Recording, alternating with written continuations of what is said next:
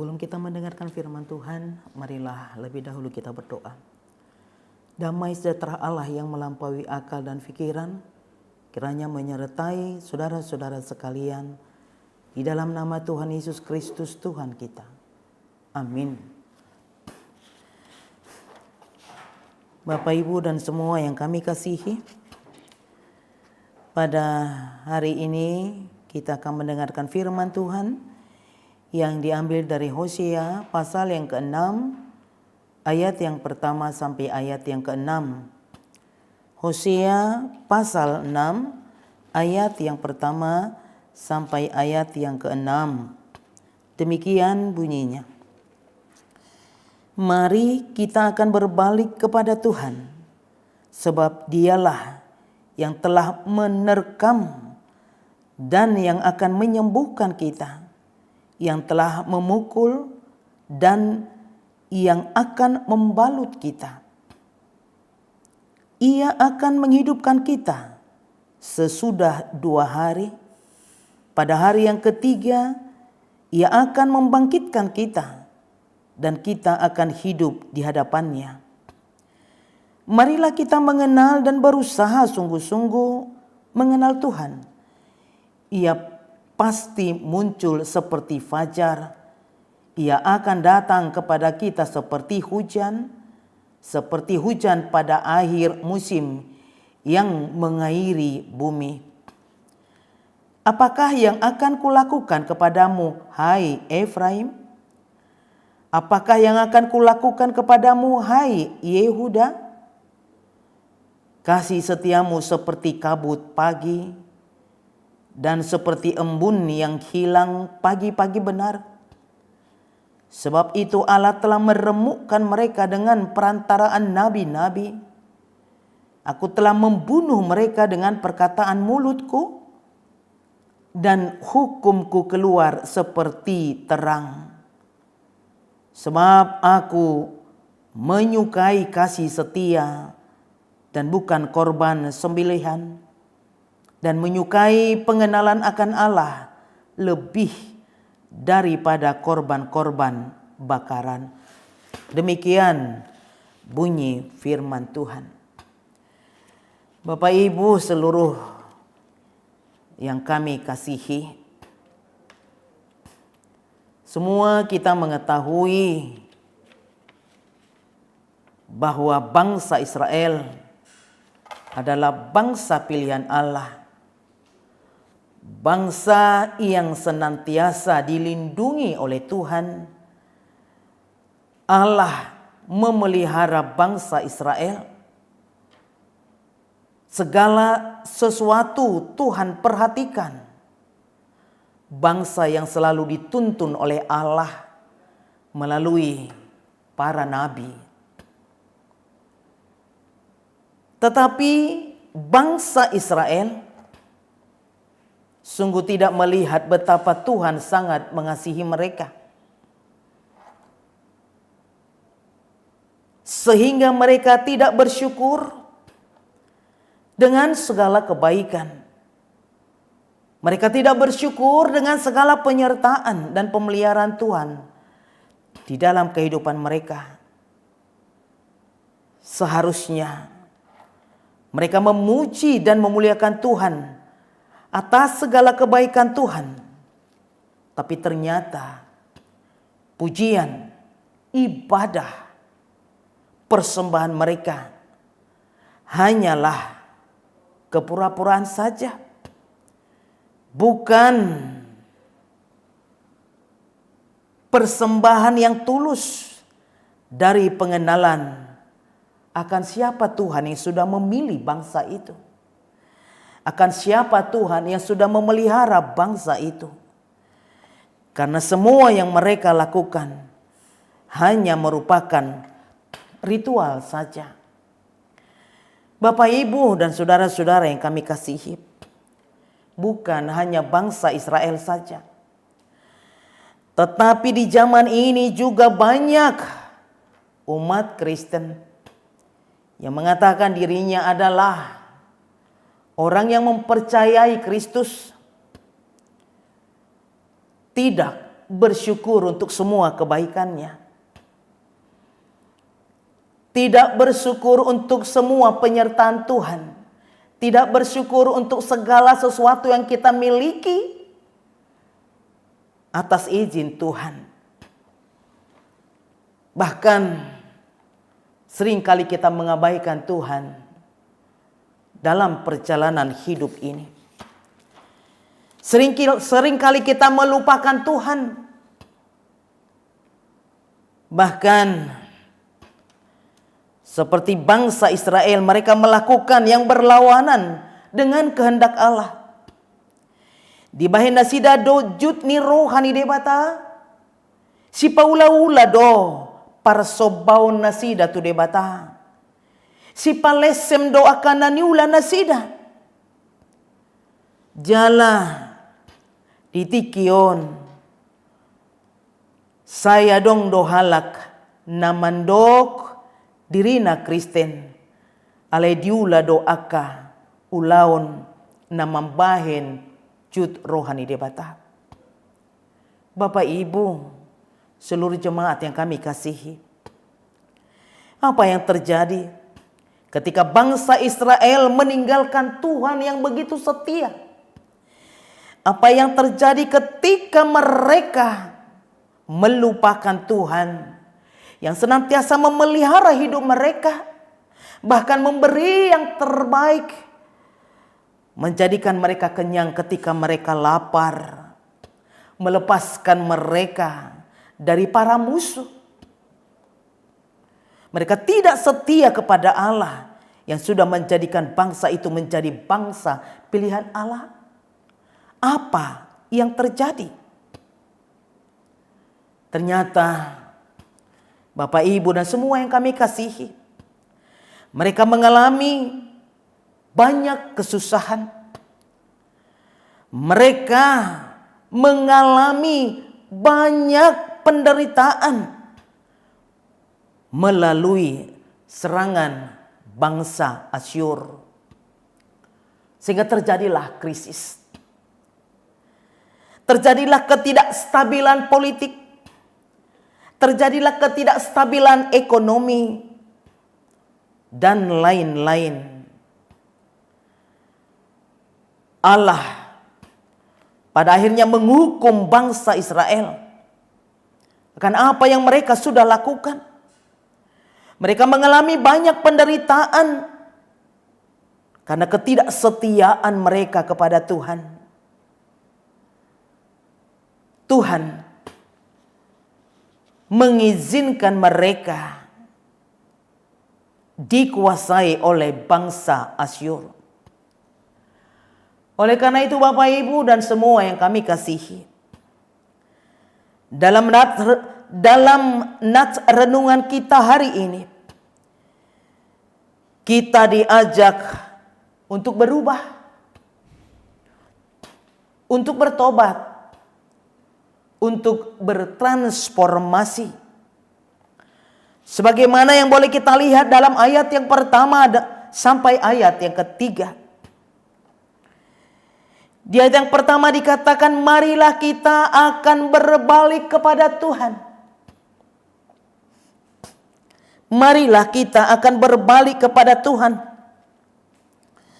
Sebab dialah yang telah menerkam dan yang akan menyembuhkan kita. Yang telah memukul dan yang akan membalut kita.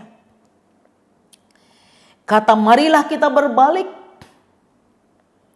Ini menunjukkan bahwa bangsa Israel diakibatkan banyaknya penderitaan, diakibatkan banyaknya kesulitan, banyaknya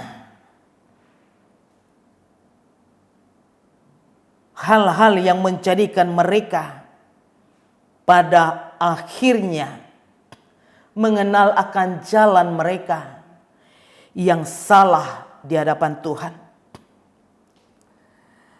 Pada akhirnya mereka mengenal bahwa perbuatan mereka selama ini yang menjauhkan diri dari Tuhan dan melakukan apa yang mereka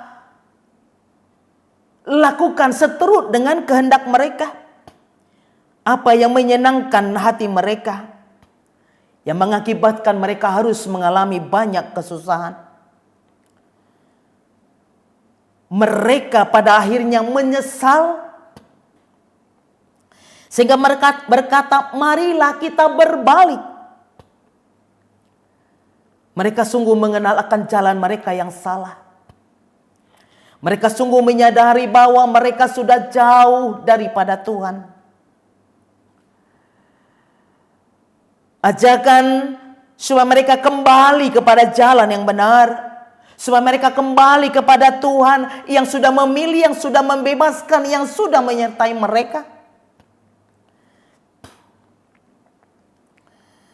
Bahkan mereka mengakui tidak ada yang bisa menyelamatkan mereka. Mereka mengakui tidak ada yang bisa menolong mereka dalam situasi yang sangat terpuruk. Itu sebabnya mereka mengatakan, sebab dialah yang telah menerkam dan yang akan menyembuhkan, yang telah memukul dan yang akan membalut. Hanya Tuhan saja, tidak ada yang lain. Allah yang membawa mereka pada akhirnya pada kesusahan oleh tindakan mereka, oleh ketidaksetiaan mereka. Tetapi Allah jugalah yang akan memulihkan mereka. Itu sebabnya mereka mengatakan, Ia yang menyembuhkan, Ia yang membalut.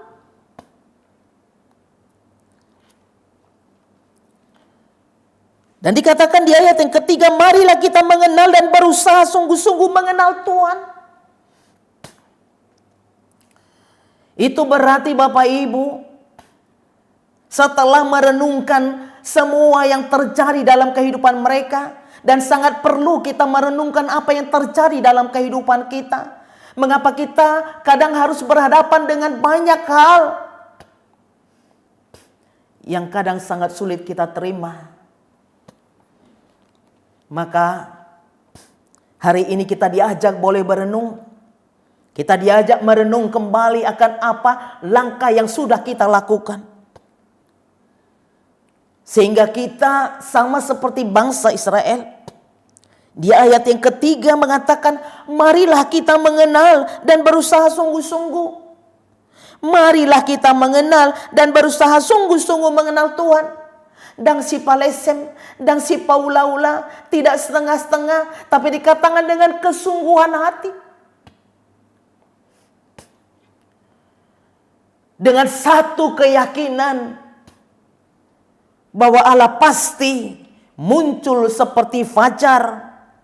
Ia akan datang kepada kita seperti hujan. Seperti hujan pada akhir musim yang mengairi bumi. Apalagi belakangan ini Bapak Ibu, kemarau yang begitu panjang. Kita rindu dengan kedatangan hujan yang mengairi bumi. Dan jauh dari itulah Tuhan sudah nyatakan di dalam kehidupan kita. Oleh karena itu Bapak Ibu, saudara-saudara yang kami kasihi, marilah kita dengan kesungguhan hati kita boleh datang kepada Tuhan. Karena memang yang kedua yang mau kita lihat dalam nats ini, di ayat yang keempat sampai ayat yang keenam, kasih Allah begitu sempurna. Kasih Allah begitu sempurna. Kita boleh lihat Bapak Ibu dan seluruh yang kami kasihi, bagaimana sempurnanya kasih Allah. Bagaimana Ia memperlihatkan sungguh peduli kepada manusia yang sudah berdosa. Dan Allah mau menyelamatkan manusia lewat kasih setia yang Tuhan nyatakan. Dan kita boleh mengetahui lewat pesta Paskah. Apa yang kita boleh lihat di situ Bapak Ibu? Di dalam Paskah ada pengorbanan Tuhan Yesus yang sungguh luar biasa. Pernyataan kasih Allah kepada manusia. Kasih Allah yang bukan hanya dengan kata-kata, tetapi kasih Allah yang diwujudkan lewat kematian daripada Tuhan Yesus Kristus. Lewat kematiannya yang dia harus jalani banyak penderitaan sebelum sampai kepada kematian. Itu menunjukkan kasih Allah kepada kita. Itu sebabnya Allah menginginkan kita supaya melakukan ibadah kita dengan benar. Supaya kita mempersembahkan tubuh kita kepada Tuhan. Supaya kita mempersembahkan persembahan yang benar kepada Tuhan. Karena begitu jelas dikatakan di ayat yang keempat.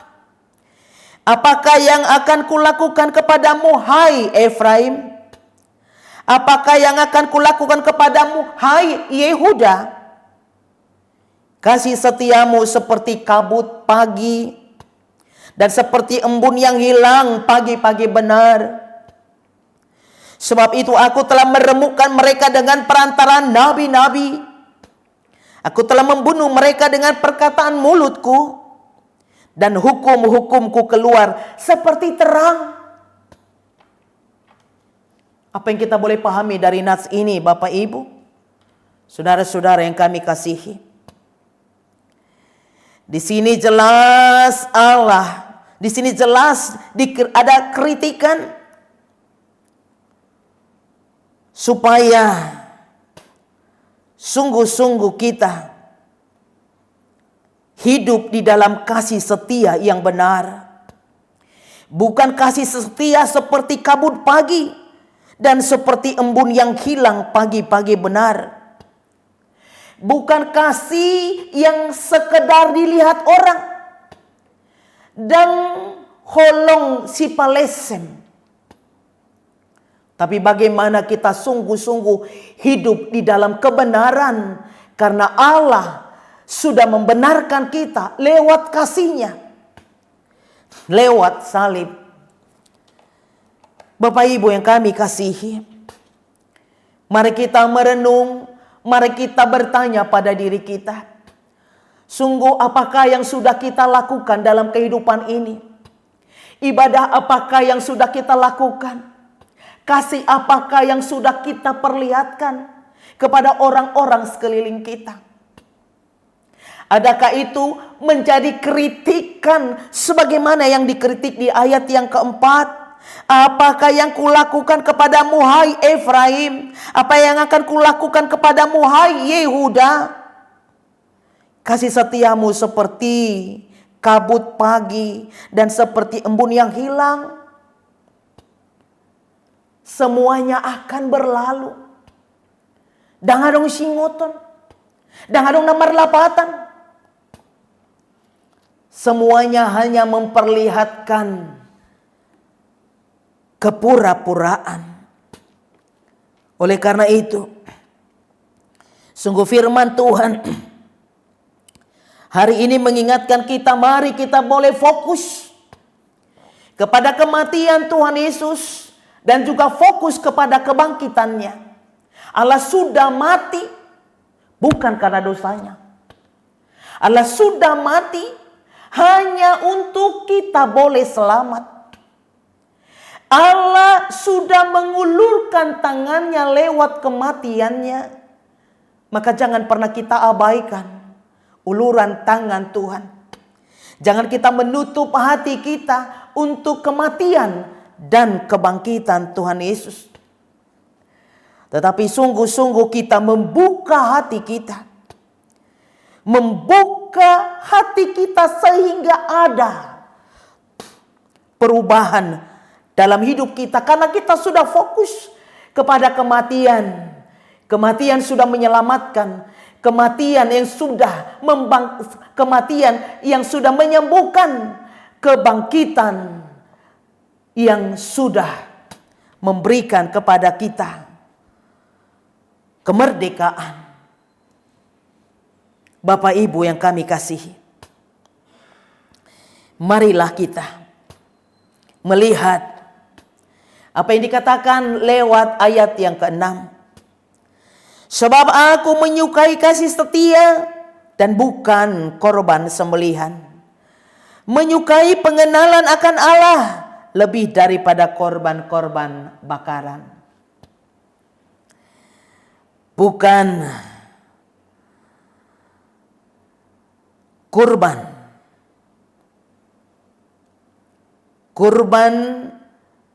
yang kita sering perlihatkan. Ucapan terima kasih dan hal memberi kepada orang-orang sekitar kita. Marilah kita melakukannya dengan kasih, karena Allah sudah memperlihatkan kasih-Nya. Kasih setia Allah sudah diperlihatkan. Kasih Allah bukan hanya sekedar kata-kata. Maka kita yang sudah memperoleh kasih Allah lewat kematian dan kebangkitannya, hidup di dalam kasih setia. Kalau kita sudah hidup dalam kasih setia Bapak Ibu, maka wajib kita memberikan yang terbaik bagi Allah. Dupa yang harum di hadapan Allah, persembahan yang luar biasa, pujian yang sungguh luar biasa kepada Allah.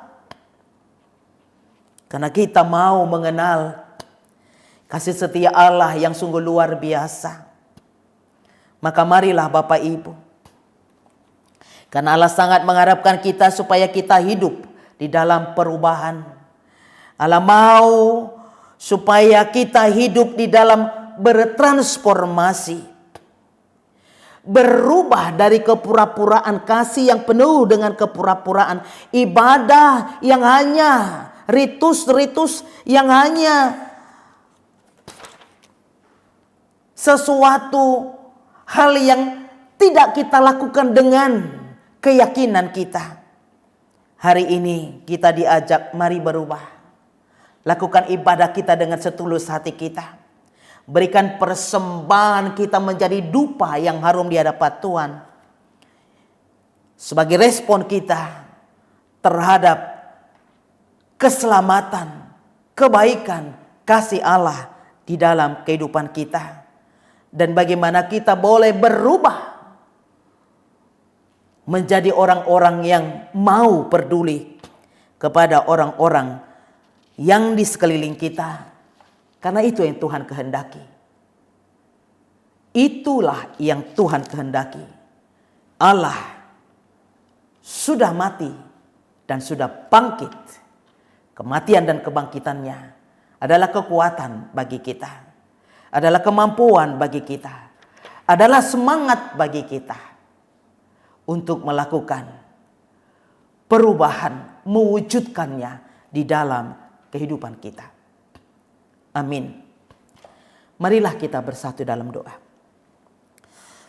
Terima kasih Tuhan untuk firman-Mu yang sudah menyapa kami pada hari ini. Yang mengingatkan kami Tuhan betapa Engkau mengasihi kami. Kasih setia-Mu Tuhan Engkau sudah nyatakan lewat kematian dan kebangkitan-Mu. Engkau menginginkan dan mengharapkan kami juga boleh hidup di dalam kasih yang benar. Kasih setia yang tulus. Sehingga apapun yang kami lakukan Tuhan, itu boleh menjadi suka cita bagi Tuhan. Itu boleh menjadi persembahan yang dapat kami lakukan buat Tuhan.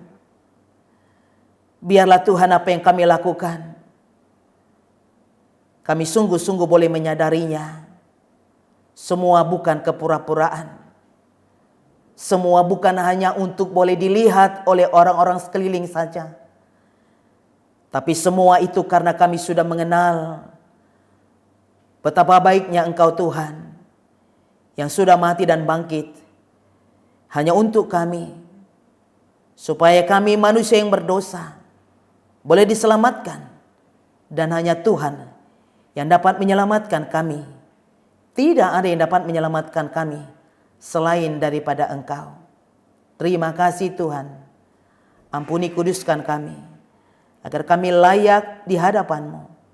Hanya di dalam nama Tuhan Yesus Kristus kami bermohon dan berdoa. Amin.